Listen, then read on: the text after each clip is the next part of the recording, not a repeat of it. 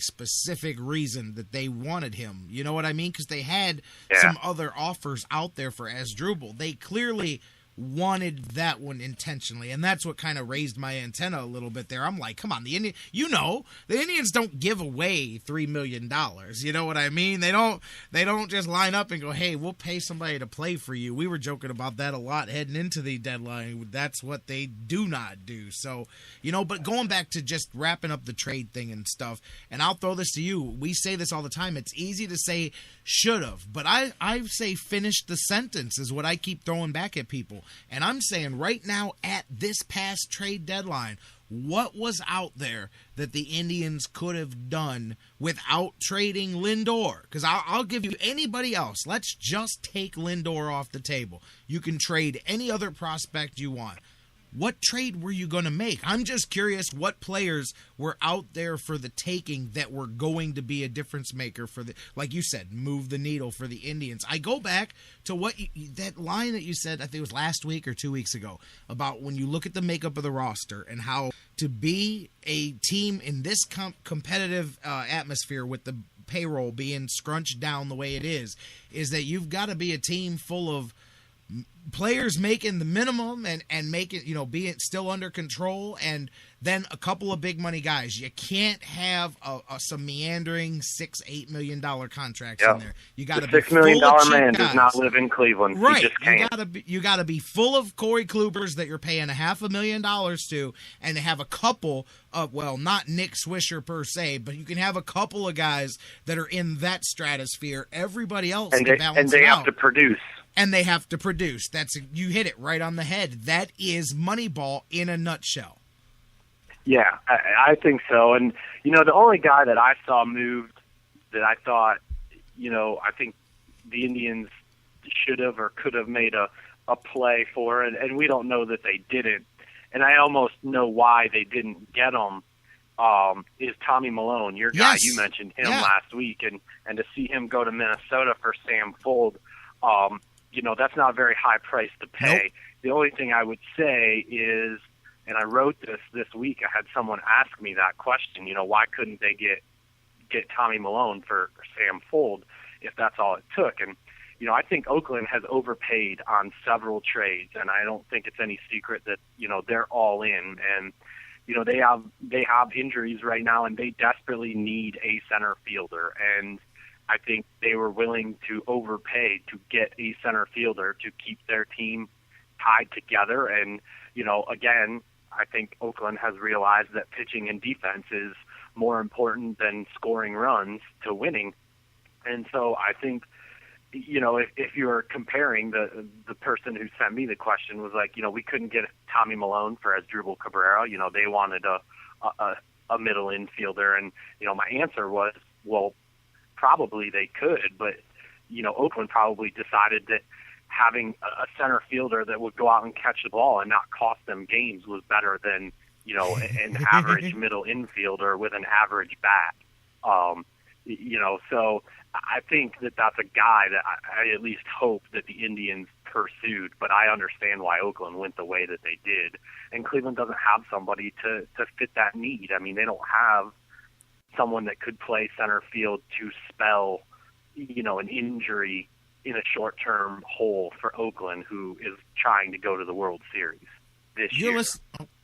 Sorry, I thought you were done. I was going to say, you're listening to the Sports Fix. I'm J-Rock. This is my man, Mike Brandenberry from DidTheTryWinLastNight.com. We're talking some Indians past the deadline, coming down August here. Now, let me pick back up since you and I talked last. I said that I was going to come here with you and I think we kind of already hit this with where you are differently or not from where the Indians have done in the last week since you talked to them, and we know that they're pretty much the same. I mentioned this yesterday. We talk about we use the phrase they're just they're a 500 team. I joked that I looked at their splits, and now righties and lefties are different because there is a difference there. But other than that, it's within a game or two of 500 in just about every split, whether they're in daytime, nighttime, on grass, on artificial field. I'm telling you, it's like every split is almost 50-50 where you're going, I sense a pattern here somewhere, and we've talked about that. But I noticed that on accident, actually. I was looking at something else, and I said, man, they're like 500 every category. It doesn't matter which way you look at it, man. Yeah, I mean, and I think that's exactly what they are. I mean, they're mediocre at everything. I mean, there is very little that you can say that they do really well. And I mean, I think their starting pitching is below average and their defense is below average. But I mean, there are a lot of things that they do very average, and I just think that that's what they are.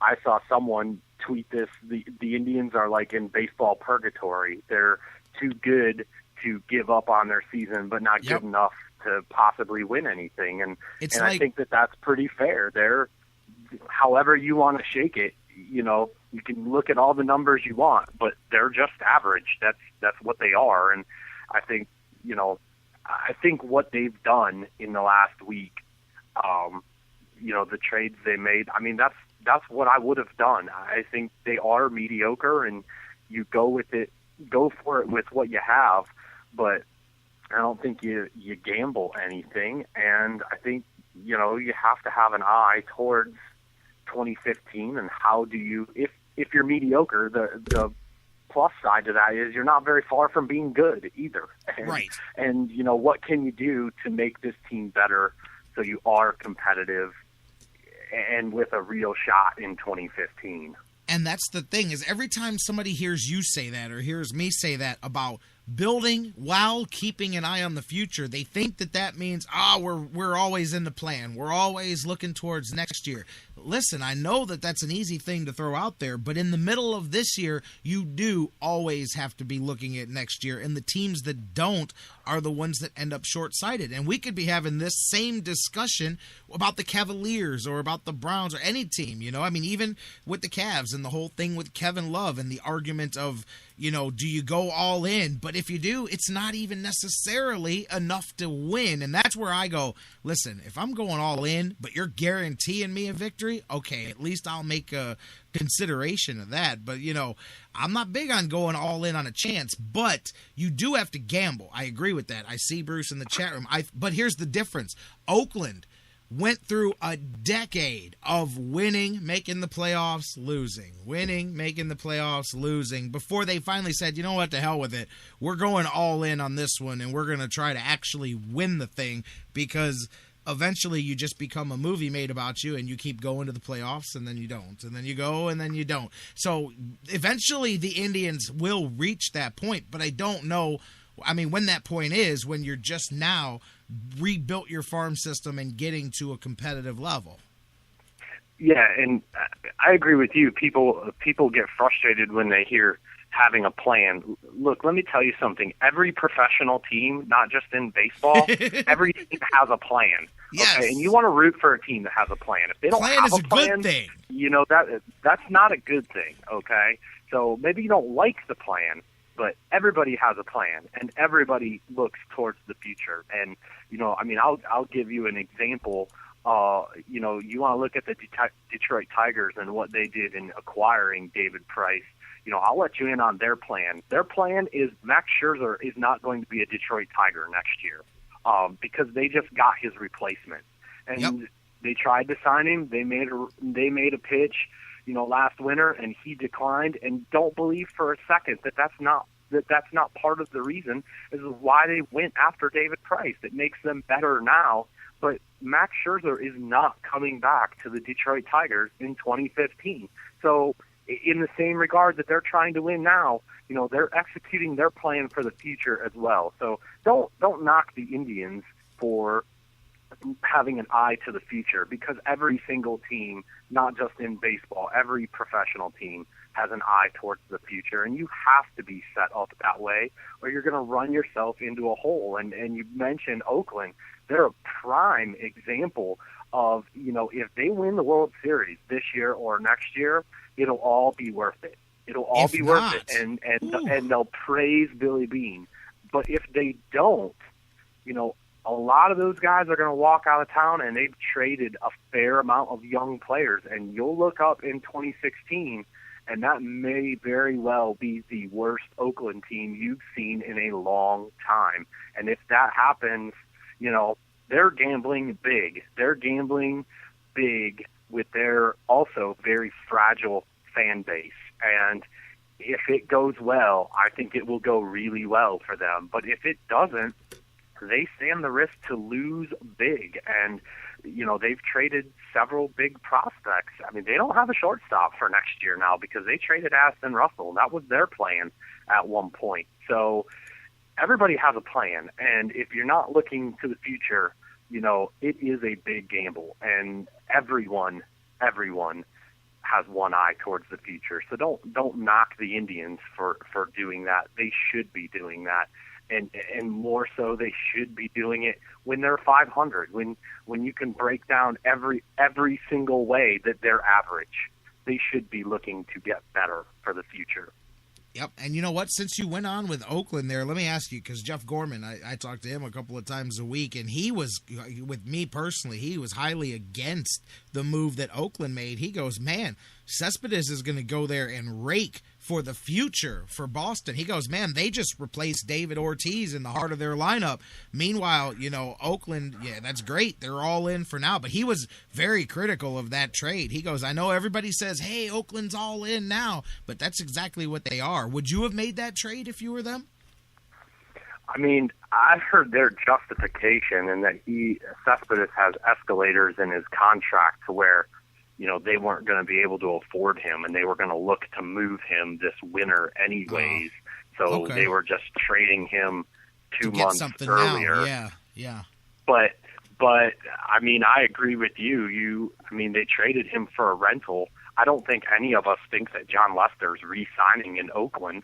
No, so, he's probably going back to Boston. That's the best I've heard part. That too, and I don't know about that. I mean, no, they don't want to pay him. They don't want to pay him. He wants like $24 million they're pretty set on what they think he's valued at, and obviously he thinks it's more. So someone will blink. I mean, if I was going to throw $1 down, which is funny of an expression when you're talking about guys and millions of dollars in free agency, but John Lester will be a Yankee next year. There you go. I knew it. I said it right before you. Yankees. I knew that's where you were going.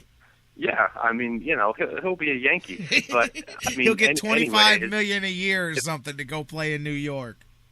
Yeah, I mean, it's a big gamble what Oakland's doing. When I first saw that trade,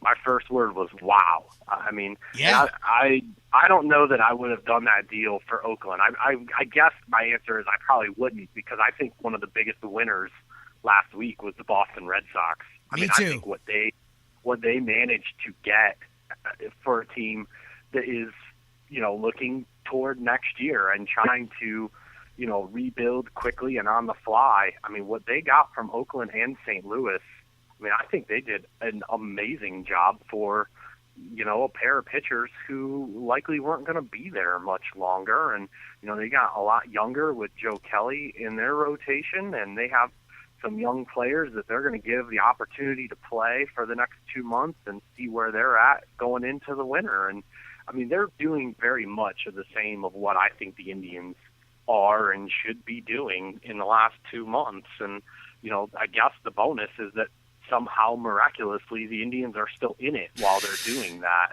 So, but I guess for your question, I'm not sure I would have done that if I was Oakland, because I thought Boston made out like bandits last week.